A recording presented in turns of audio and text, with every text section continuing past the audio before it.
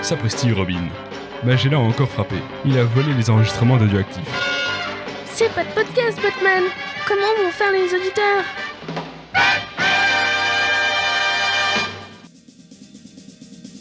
« 1938. National Allied Publication lance Action Comics numéro 1 mettant en scène Superman. Carton immédiat, le personnage fait des envieux chez les éditeurs de comics concurrents. Chacun veut avoir son Superman.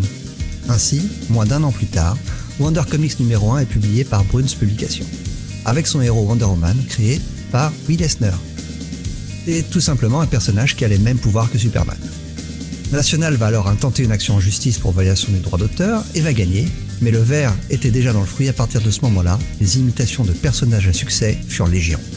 Il n'est donc pas qu'étonnant que Batman, le deuxième très gros succès de la fin des années 30, ait lui aussi inspiré d'innombrables héros. Lui-même étant déjà une copie d'un personnage préexistant, The Shadow. Il faut rappeler quand même que l'histoire de Detective Comics 27 qui introduisait Batman, c'était littéralement une réécriture flagrante d'une histoire de Shadow.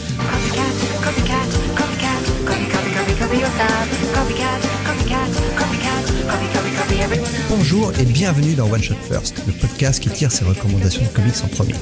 Dans cette émission, on va parler d'épisodes uniques, qu'ils soient mythiques ou méconnus, adorés ou détestés, et essayer d'expliquer pourquoi ils sont importants dans l'industrie du comics.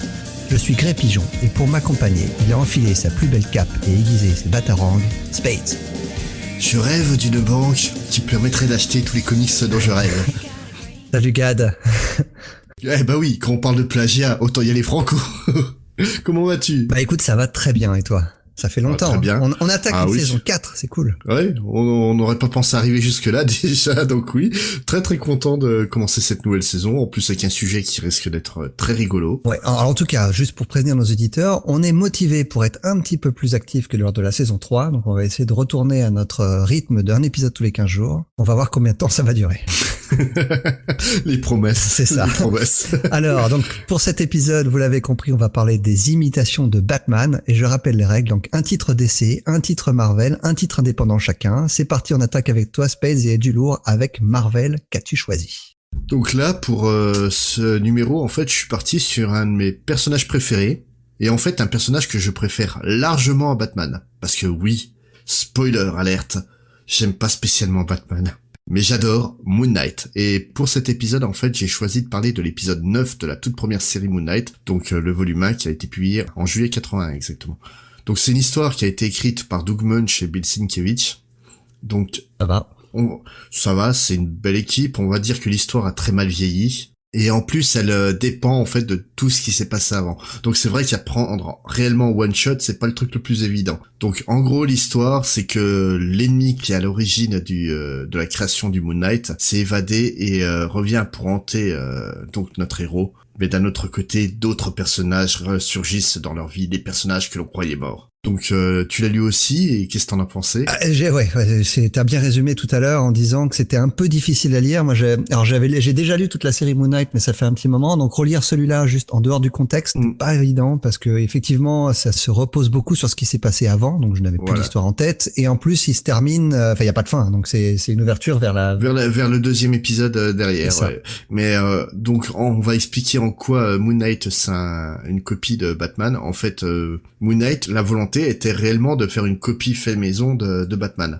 Donc, parmi d'autres, Marvel va faire ça plusieurs fois. Oui, tout le monde va faire ça plusieurs fois, même DC va pas arrêter de le faire.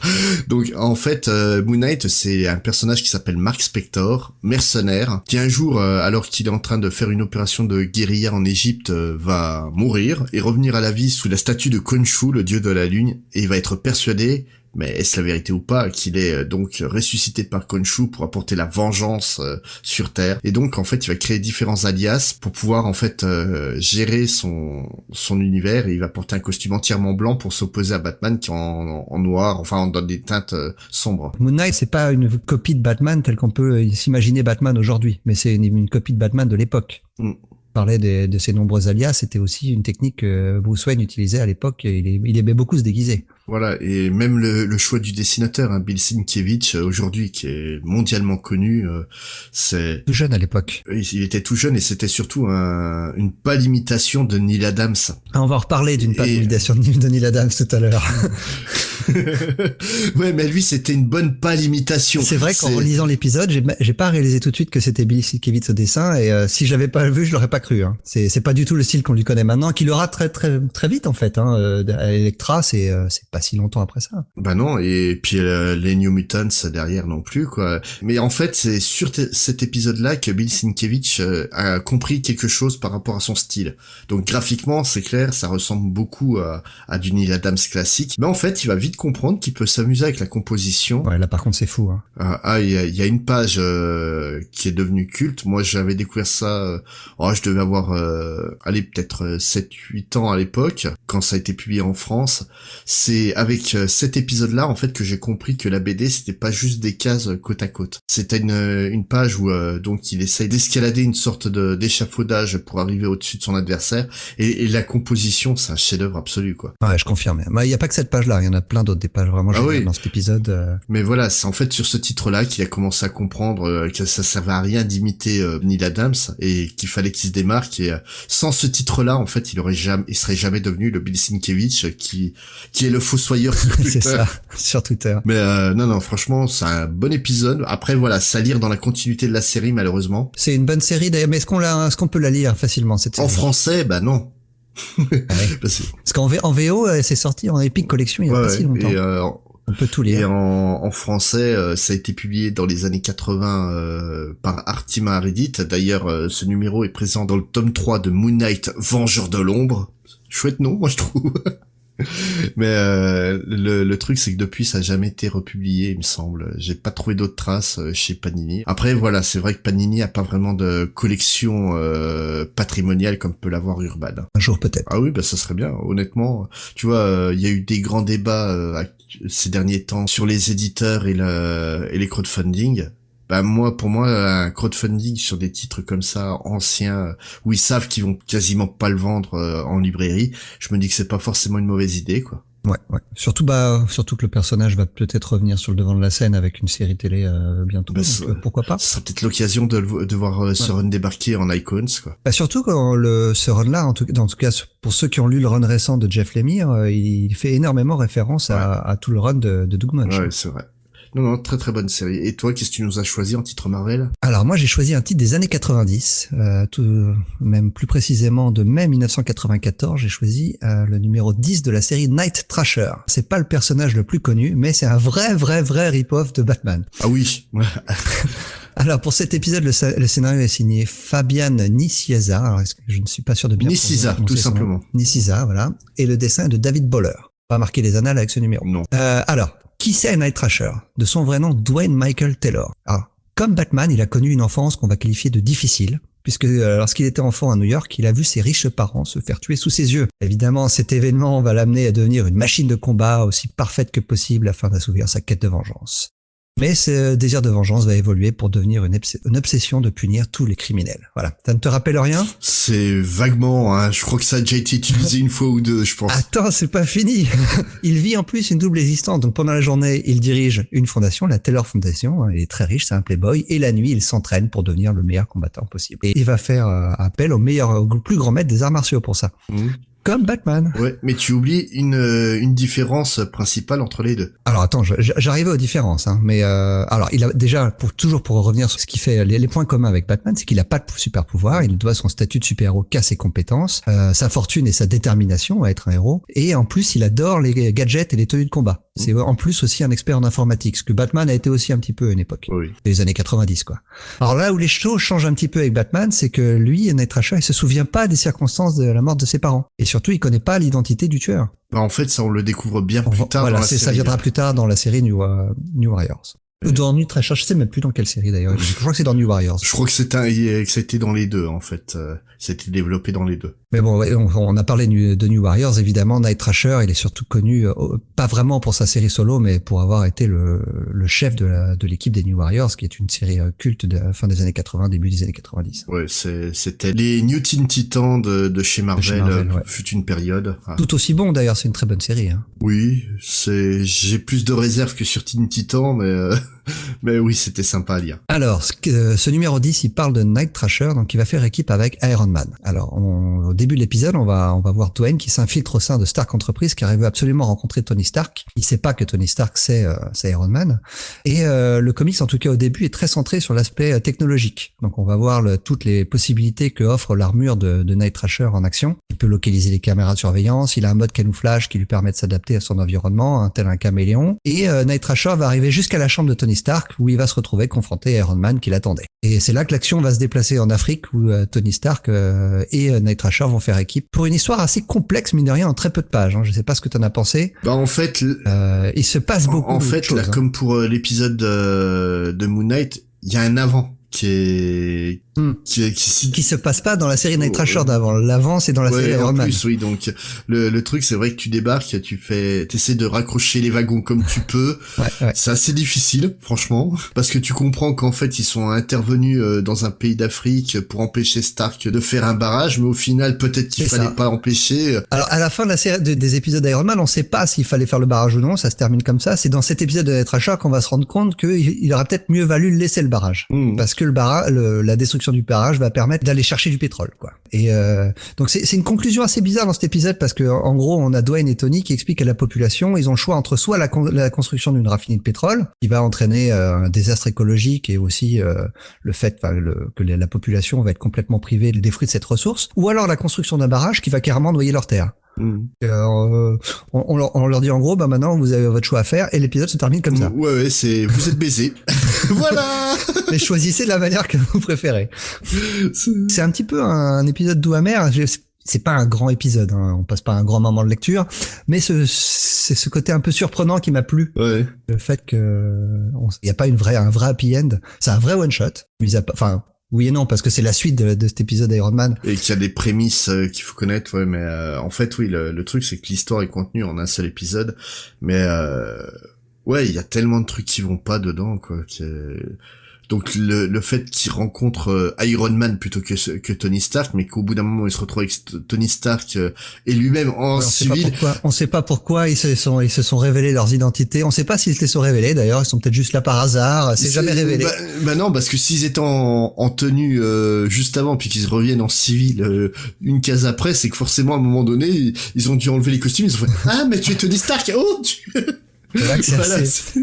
Ouais, ils se sont pas trop embêtés avec ça. Hein. Après, le truc, moi, qui m'a toujours surpris avec Night Thrasher, c'est qu'à l'époque, il a été présenté comme le héros noir. Ouais, mais en fait, ça, c'est jamais vraiment utilisé dans la série, encore moins dans cet épisode, quoi. Non. Là, c'est, tu vois, le héros milliardaire. Non, mais c'est clairement Batman. C'est juste le Batman de chez Marvel, quoi. Ouais. C'est tout. Hein. Comme Iron Man est d'ailleurs aussi une espèce de rip-off de Batman par certains aspects aussi.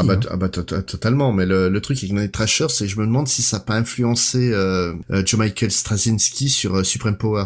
Avec parce que Nighthawk, qui à la base était un personnage blanc, est devenu un personnage noir qui a exactement la même origin story que le Night Thrasher. Donc celle de Batman. Oui, donc celle de Batman, ouais. Donc à mon avis, il a voulu aussi faire un clin d'œil à ce personnage-là, qui est un personnage extrêmement secondaire, qui a jamais réellement eu réellement d'impact. Même dans les New Warriors, il a passé son temps à quitter et à retrouver l'équipe. En fait, dans les New Warriors, c'est plus qu'un rip-off de Batman, c'est presque un rip-off de Nightwing. Ouais. C'est le chef sans pouvoir de l'équipe. Ouais, mais dans les New Teen Titans, Nightwing reste des années chef, tandis que lui, il passe son temps à démissionner, revenir, reprendre son boulot, repartir. C'est assez particulier, ce personnage. Bon, juste pour conclure sur cet épisode, hein, oui, donc les dessins resteront pas dans les annales. David Boller, moi je le connaissais pas, je le connais toujours pas après, j'ai pas envie de le connaître. C'est moche. Tu sens les années 90 dans tout ce qu'il y a de classique, quoi. Ouais, il est influencé par les dessinateurs stars des années 90 sans en avoir le talent, quoi. Ouais. Oui, mais dans les dessinateurs stars des années 90, t'as Liefeld. Ouais, c'est ça, mais c'est du sous Liefeld, là. C'est ça le pire. Franchement, c'est pas sympa pour lui, quoi. Alors, à ma connaissance, la série n'a jamais été collectée, en VF, en tout cas. En VO, j'ai pas trouvé non plus. En fait, en VF, il y a eu la mini-série introductive du personnage, donc qui était en 4 épisodes VO, qui est sorti dans la collection Récit complet Marvel, qui a fait nos belles heures de lecture dans les années 90. Ouais. Mais il y a pas cet épisode dedans. Non, parce que ça, c'est la série qui suit. En fait, le volume 1, en fait, c'est le volume 2, en réalité. Ouais. Et donc, de ce volume, en France, il y a eu que le premier épisode de publié et l'épisode 11 et 12. Donc, la suite directe de celui-là. Ouais, mais pourquoi? Ça a été publié dans Spécial Strange. Bon. C'est pourquoi cela spécifiquement, aucune idée. J'ai pas eu le courage d'aller lire la suite, vu la qualité du dessin, mais Non, ça suffit. voilà. Bon, on va enchaîner avec l'indé. Oui. Qu'est-ce que tu nous as décoté? Eh ben, un titre récent pour changer un peu, parce que c'est vrai qu'on a fait peu de récents sur cet épisode. Et d'ailleurs, les 2 seuls récents qu'on a fait, c'est dans c'est dans l'indé, c'est quand même bizarre. Et pour ça, en fait, je t'ai fait lire du Archie. Ouais. Et je savais pas que c'était de l'Archie avant que tu me le dises, juste avant qu'on enregistre. Et t'as aimé. Et j'ai aimé. Et je vais lire la suite. C'est grave. Et pour ça, en fait, j'ai choisi un label de Archie Comics qui s'appelle Dark Circle, qui en fait Ça n'a rien à voir avec du Archie. Hein. Voilà, c'est en fait un label qui publiait du super-héros. En fait, c'est des vieux super-héros des années 40 et 60 qui étaient publiés chez Archie, qui ont été revendus chez DC. Notamment, t'as une des séries de ce personnage-là qui a été publiée chez DC et qui est revenu en fait dans le giron de Archie aux alentours de 2015. Et ce personnage, c'est Black Hood. Donc Black Hood, c'est un mec, il porte une cagoule noire.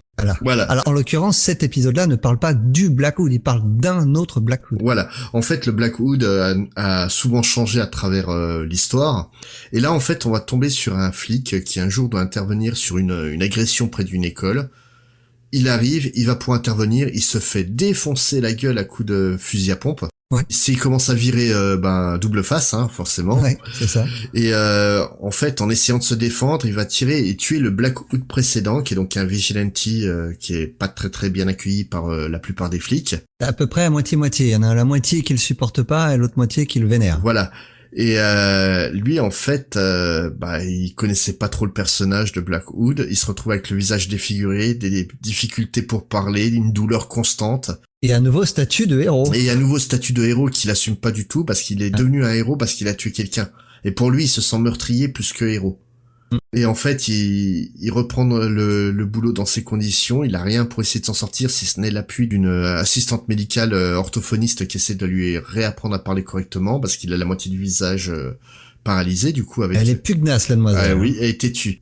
Et le truc, en fait, c'est qu'elle le voit vraiment comme un héros parce qu'il a sauvé son petit frère, quoi, d'une certaine manière, en intervenant près de l'école. Et le truc, c'est que donc ses collègues, à moitié pour le remercier, à moitié pour se foutre de sa gueule, ils vont coller une cagoule du Black Hood sur son placard. Et un jour où en fait il est complètement défoncé par la drogue parce qu'il est devenu un junkie à cause de la douleur, il met le masque. Il est heureux d'avoir un autre visage que son visage défiguré. Et en fait, en entendant des cris à l'aide, il décide d'intervenir et il devient réellement le nouveau Black Hood.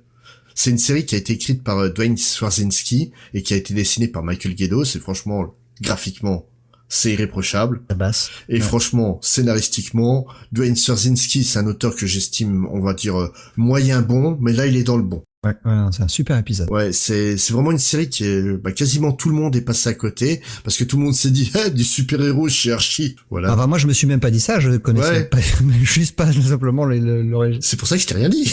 Cette série. C'est pour ça que je t'ai rien dit, je t'ai laissé aller voir. Les ressemblances avec Batman, en tout cas, sur cet épisode-là, sont lointaines, on dira. C'est un vigilante qui met une cagoule noire, mais en dehors de ça, ça a aucun rapport. Voilà, ouais, mais voilà, en fait, le personnage de Black Hood est né dans la mouvance de Batman et des vigilantes en général, quoi. Batman a lancé une mode du vigilante qui existait déjà avant, comme tu disais, c'est une copie de The Shadow, Batman, mais Black Hood vraiment reprend l'héritage de Batman. Et là, c'est vraiment, on a un héros urbain qui est très réaliste. En fait, cet épisode, c'est Kick-Ass bien écrit et bien dessiné. Ouais, ça, le fait que ce soit Gaidos au dessin fait aussi, on pense beaucoup à ce qu'a pu faire Bendis chez Marvel dans ces titres d'Ardeville ou autre. Ouais, non, c'est dans cette ligne-là. Ouais, non, franchement, c'est une série que je conseille fortement, qui malheureusement est totalement indisponible en France. Alors que voilà, tu vois cet épisode pour le volume 4 et puis je crois qu'il y en a 6 pour le volume suivant, mais qui est plus par Gaidos, je me rappelle plus de l'auteur, du dessinateur qui est dessus, mais qui est une suite directe en fait à ce run-là. Tu vois, c'est 2 volumes, ça c'est pas énorme comme série, puis franchement ça change et c'est super agréable. C'est sorti en quelle année? En 2015. Ouais, c'est vraiment le titre le plus récent dont on parle aujourd'hui, quoi. Bon, on enchaîne avec mon titre. Ouais, et graphiquement, là, c'est du très très haut niveau aussi. Ouais, scénaristiquement, c'est pas ce qu'on a fait de mieux ce soir, mais graphiquement, c'est peut-être ce que j'ai préféré. Alors, on va parler de Black Beetle numéro 1, écrit et dessiné par Francesco Francavilla et publié à l'époque par Dark Horse en 2013. Black Beetle, sans vraiment aller dans les détails, ça raconte l'histoire d'un vigilante assez mystérieux dans la ville de Cold City, qui enquête sur une réunion entre 2 puissants chefs de la mafia et il est témoin d'une explosion qui va tuer une bonne partie de ceux-là. Alors, avant d'en arriver aux similitudes avec Batman, et il y en a, je vais plutôt décrire ce qui fait de Black Beetle un comics original. Alors, je sais pas si t'as remarqué, mais quand je disais que c'était un vigilante mystérieux, j'exagère pas parce que ce premier numéro, c'est pas une origin story. Non. Et il y en aura pas d'ailleurs dans toute la série parce que c'est pas nécessaire en fait. Le titre est très très pulp, noir, et on rentre immédiatement dans l'action et ça en fait ça suffit. C'est tout ce dont on a besoin de savoir pour connaître qui est Black Beetle. C'est les années 40, c'est un type avec une cape, un masque et qui combat des nazis et des gangsters. Voilà, on a besoin de rien savoir de plus. C'est typiquement le héros à la Doc Savage et compagnie. Il est Doc Savage, il est Black Beetle, point. C'est ça. On rentre dans l'histoire qui est déjà en cours et c'est très bien comme ça. On pourrait rentrer dans un serial, ce sera pas dépaysé, quoi. Et c'est assez rare dans le comics moderne. Moi, j'ai pas d'autres exemples de nouveaux héros modernes qui soient introduits comme ça. J'ai essayé d'y réfléchir, j'en ai pas trouvé. Non, mais bon, faut savoir en fait que Black Beetle, avant d'être édité par Dark Horse, c'était une série que Francavilla publiait sur son blog Pulp.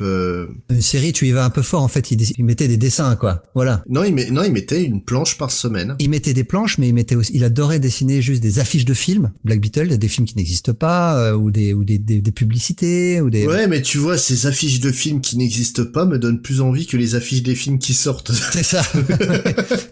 C'est quand même beau du Francesco Francavilla, quoi. Ah ouais, c'est superbe. Alors, on va en arriver quand même aux similitudes avec Batman. Donc, le Black Beetle, c'est un justicier intelligent, qui est astucieux, qui a plein de gadgets, qui sont à chaque fois adaptés aux circonstances. On pourrait aussi comparer un peu à James Bond, d'ailleurs. Oui. Il a son propre système de vidéosurveillance, alors qu'on est dans les années 40. Il est riche pour tout financer, comme Batman. Alors, j'ai mentionné les nazis, mais bon, en tout cas, au début de la série, ce qui intéresse surtout Francavilla, c'est la mafia. Batman a combattu énormément la mafia. Il a une Beetle mobile. Voilà. Et il a aussi un espèce de Beetlecopter que Batman a eu aussi une époque. En fait, plus qu'un des airs de Batman, pour moi, je le comparais à Batman, aussi à Blue Beetle, au Lobster Johnson de l'univers Hellboy, et même à Indiana Jones. En fait, c'est comme pour Blackwood, il répond à l'archétype du vigilante au total, quoi. Mais vraiment, autant Blackwood, c'est un vigilante moderne, on va dire, celui de Dwayne Straczynski. Le Black Beetle de Francesco Francavilla, c'est l'archétype du héros vigilante des années 40. C'est volontairement rétro, ouais. Mais le dessin aussi, hein. Le dessin, bon, on l'a dit, hein, c'est somptueux, hein. Francavilla, il fait tout, sauf le lettrage. Et même dans la narration, ça fait très très rétro. Ouais. C'est limite, en fait, je pense que... C'est peut-être un peu un défaut, d'ailleurs, ça. Je pense qu'un lecteur qui est habitué à la narration de maintenant, en fait, va pas comprendre, en fait, tout ce qui est l'histoire, parce que ça saute vraiment d'un élément à l'autre, sans avoir besoin d'expliquer. Ouais. Mais il y a une voix off qui permet de revenir sur ce que pense le héros au moment où il agit, qui fait aussi assez rétro. Ouais. Non, c'est Francesco Francavilla qui a voulu faire du Francesco Francavilla à mort. Ah ouais, il se fait plaisir sur les couleurs. C'est dingue, les couleurs sont absolument dingues, les rouges, les oranges. Il va rajouter du violet et du noir pour créer une ambiance un peu pulp, mais on retrouve ces couleurs. Je sais pas si nos éditeurs connaissent pas le Black Beetle, mais ils ont lu le Black Mirror de Jock et Snyder. Jock, Snyder et Francavilla. Oui. Et on retrouve tout son panel de couleurs qu'il avait utilisé à l'époque, mais dans une série qui lui tient un peu plus à cœur, je pense. Ça c'est typiquement son genre de kiff, hein, donc c'est vraiment son kink qui met sur page et je sais pas si tu l'as lu en numérique ou sur papier physique, mais en plus le papier est mat, qui amplifie l'effet. Oui, j'ai l'édition publiée par Urban. Parce que D'accord. oui, il est disponible en français. Hey Et il est disponible en VO dans un très beau volume hardcover qui est sorti chez Ouais. Dark Horse. Il y a une suite d'ailleurs qui est sortie, mais très très courte, en 2 épisodes. je Avec crois. un nom imprononçable. Ouais. Un nom un peu Europe de l'Est. Ouais, J'ai je plus le pense. titre en tête. Et puis normalement, il prévoit un 3e volume, mais il le Ah, ça prévoit fait depuis longtemps. Hein. depuis 2016. Ouais. Donc, il y a un moment, ça va sortir, parce que en fait, Francesco Francavilla, faut être patient avec lui. C'est typiquement le genre de dessinateur, quand il s'engage à faire un truc, il le fait, mais tu sais jamais quand.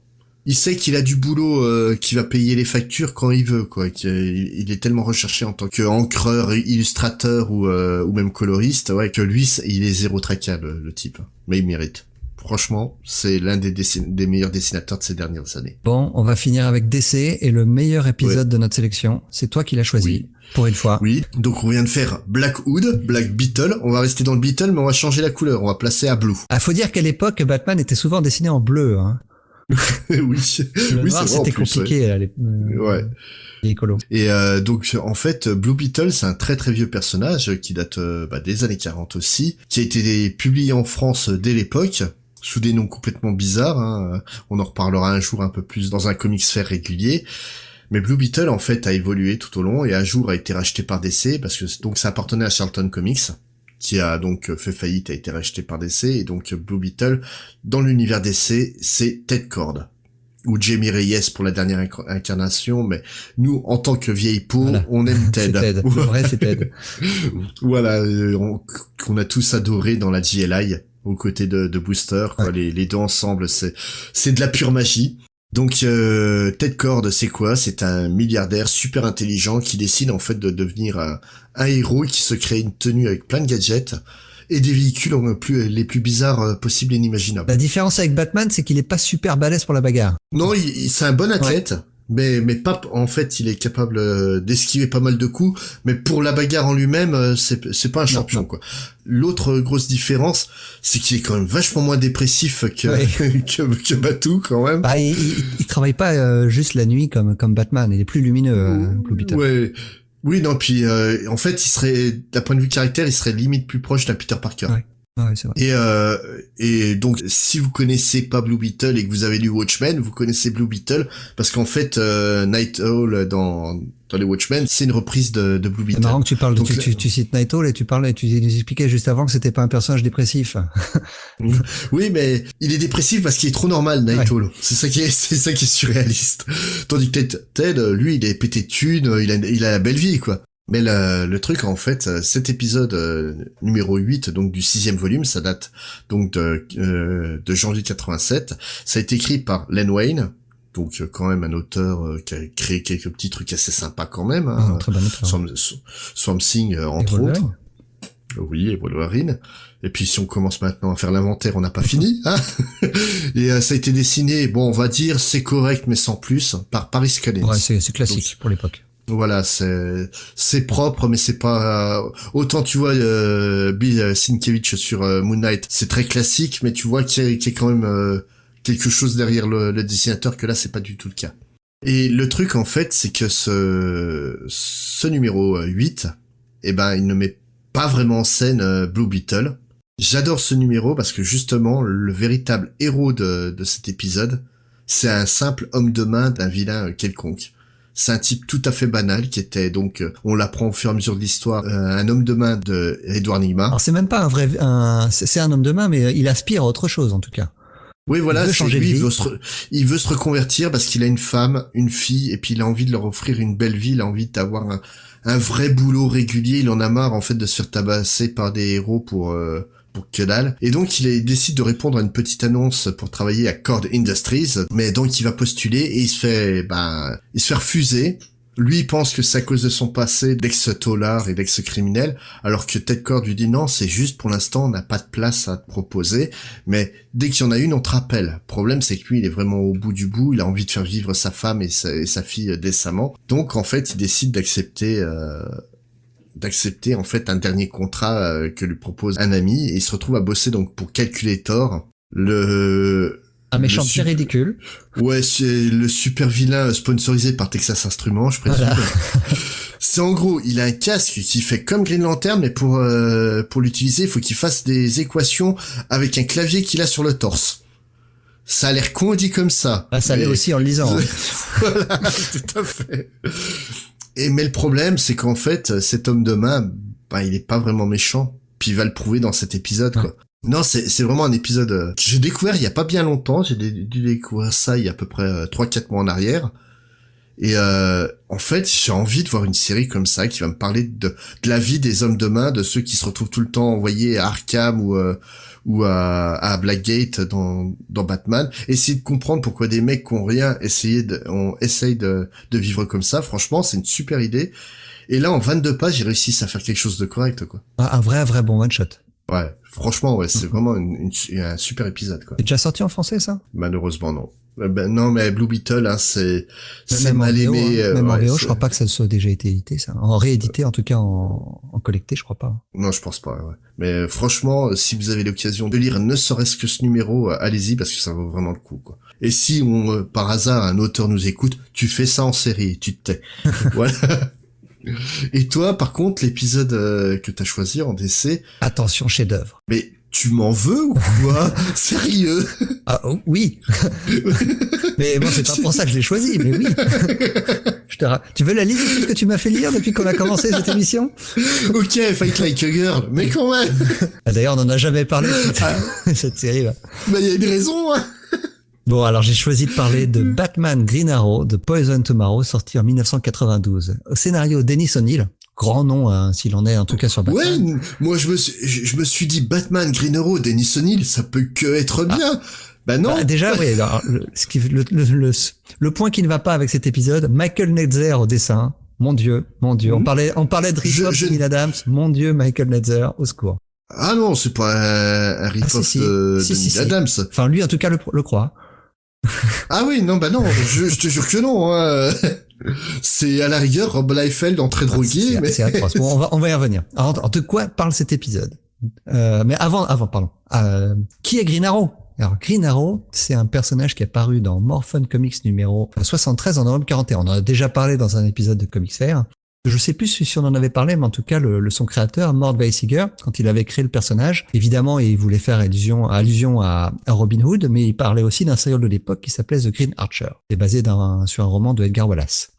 Mais après, donc lui, il a l'idée de refaire le personnage à sa sauce. Mais en fait, pas exactement. Donc, il va prendre donc ce personnage, le Green Archer, puis il va le mélanger avec Batman, tout simplement. Donc, il va en faire il va lui rajouter un complice adolescent, Speedy. Il va lui donner une Arrow Car, un Arrow Plane et même une Arrow Cave. Histoire de pas faire original du tout. Puis c'est con, hein, parce que le personnage est devenu vachement bien une fois qu'on lui a enlevé tout ça. C'est ça. Ouais. Comme Bruce Wayne, donc c'est un riche playboy. Donc Oliver Queen est son vrai nom. La police peut l'appeler à tout moment à l'aide d'un Arrow Signal. Alors, vraiment, il s'est vraiment pas fait chier. Hein.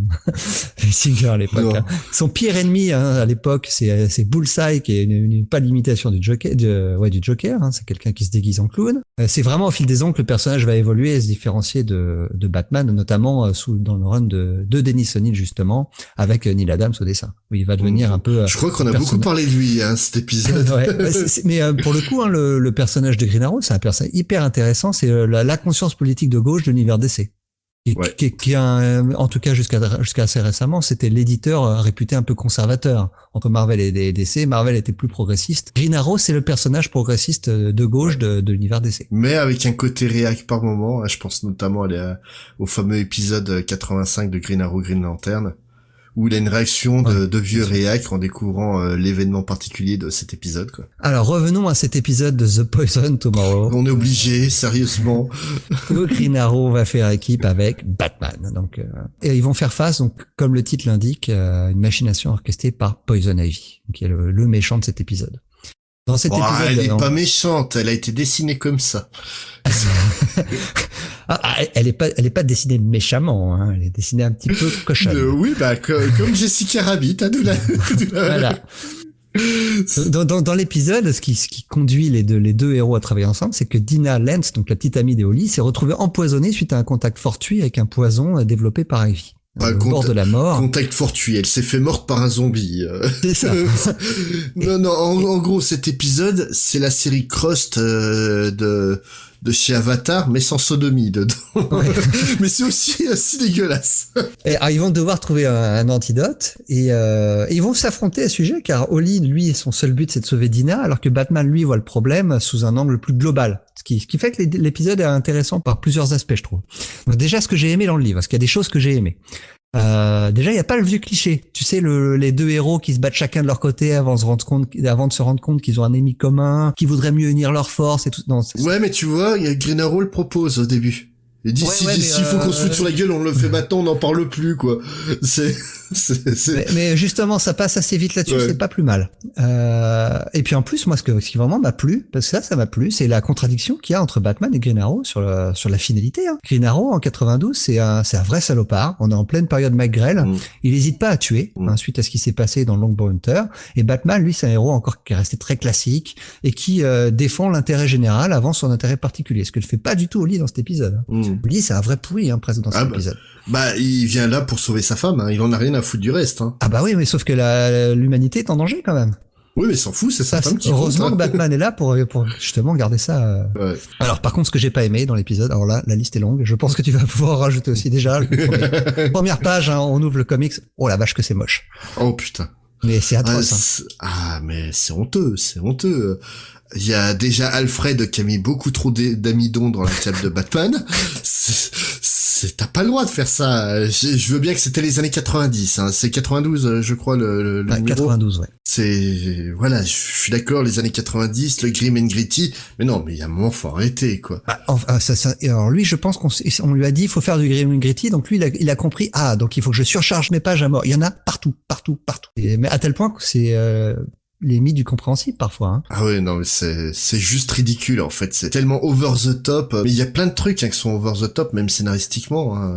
Les deux, on va dire les deux combats finaux de nos héros, donc Batman qui combat un camion avec la Batmobile la plus laide que vous pourrez jamais voir. Mais j'en ai jamais vu une aussi laide que ça.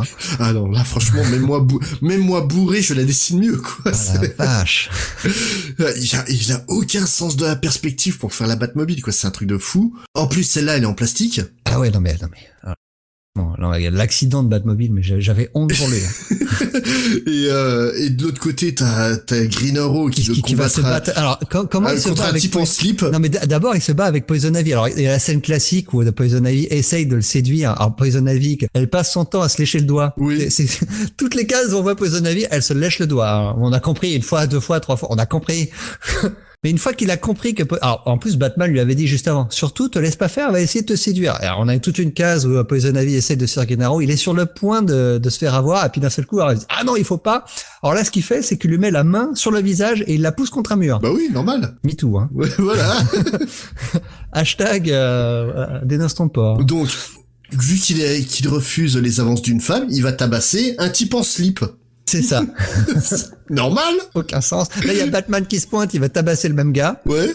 Et ça finit par Green Arrow qui se dit, si j'enlève ma combinaison presque biologique, je risque de mourir, mais pas grave, je l'enlève quand même. Attends, c'est pas ça le pire. Bon, on va spoiler comme des porcs. Oui. Non, n'allez pas le lire. Jamais. L'alter ego, enfin pas l'alter ego, le complice de Poison Ivy, donc c'est qui est un homme avec des enfants, donc qui s'est mis en contact lui-même et ses enfants avec le poison de Poison Ivy. T'as Batman qui va lui faire une petite visite à la fin en lui disant, au fait, j'ai oublié de te dire, mais t'as été en contact avec le poison, donc tu vas mourir dans d'affreuses souffrances, et tes enfants aussi. Tac, dernière page, ça se termine là-dessus. Non, c'est pas ça qu'il lui dit, Batman. Non, ce qu'il lui dit, parce qu'en fait, le plan démoniaque du méchant, c'était d'empoisonner de la bouffe pour enfants. C'est ça. Pour qu'ils attrapent le virus. Parce que donc oui, les toxines de Poison Ivy ont viré en virus qui donnent des... Comme d'habitude, Poison Ivy veut tuer une bonne partie de l'humanité parce que l'humanité est mauvaise pour la nature. C'est un petit peu le même message que ce que peut avoir Azrael. Donc en gros, les gens ont des bubons sur la tête et au bout d'un moment, ils meurent. Voilà. Et le truc, donc le camion que Batman défonce, c'est donc le camion qui transporte la bouffe pour gamin. Et on a donc Batman qui va voir le grand méchant, il lui dit, mais t'es con, t'as 3 gosses, tu vas empoisonner de la bouffe pour les gosses, tu crois que c'est qui va être les victimes? Oh merde. Ouais. C'est quoi cet intellectuel, quoi, sérieux? Ah bah c'est affolant. Ah, en génie du mal, on a fait mieux quand même, quoi. Non, franchement, il y a rien qui va dans cet épisode. Non, je sais pas, il y a un autre truc qui était, moi, ça m'a choqué, mais le comics est de 92, on a l'impression que ça se passe juste après Crisis, Batman et Oliver, ils se connaissent pas. Poison Ivy, ils savent pas qui c'est. Moi, je trouve ça, enfin, c'est hallucinant quand même. C'est dark pour être dark, c'est... Non, et puis franchement, Poison Ivy, là, elle sert de boîte de chauffage, hein. Regarde les scènes où on va chez le médecin en nuisette, mais qui va chez le médecin en nuisette? J'avais tellement honte de lire ça, quoi. C'était épouvantable. Alors attends, tu vas, je sais pas si t'es au courant, mais ça va te faire rire. C'est le tout premier graphic novel que DC a sorti dans une taille standard, parce qu'ils avaient dans l'idée d'en vendre plein. Ouais. Ben non. Non. Je veux bien qu'ils en vendent plein, mais pas ça. Ça c'est indéfendable. Même à l'époque, je suis désolé, hein, on a eu des trucs très pourris à l'époque, hein, rappelle-toi de Black Pearl qu'on a déjà chroniqué. Ouais. Mais je crois que j'ai préféré Black Pearl, hein, pourtant c'était à chier. Là, c'est indéfendable ce titre. Dennis O'Neil a quelques bonnes idées, mais alors sur le déroulé, c'est... Non, ça marche pas du tout. Non. Bon, à tel point d'ailleurs que DC n'a jamais réédité le titre, il est disponible que en single, et ça n'a jamais sorti en VF à ma connaissance. Mais vaut mieux, il vient. Tu vois, franchement, t'as sorti ça pour cet épisode. DC et moi, je sais pas si on va te remercier, quoi. Ah, c'était épouvantable. Ah, une curiosité, hein, vraiment. C'est ouais, mais vraiment, ouais, la dégaine du Batman, elle est vraiment à mourir de rire dans cet épisode. J'avais oublié cette cape avec l'écran de chauve-souris réellement que faisaient certains dessinateurs. Je pense qu'il essaie de copier ce que faisait, comment il s'appelle? Évidemment, j'ai oublié son nom, le dessinateur qui a beaucoup inspiré Tim Burton pour son Kelly Jones. Ah oui. Voilà, tu sens qu'il a voulu faire du Kelly Jones, ouais. Bah surtout dans les oreilles en fait. Ouais. Mais oui, le reste ça marche pas quoi. Non, c'est du Neil Adams. Ouais, et du mauvais, du bourré. Bah, c'est vraiment un sale copieur quoi.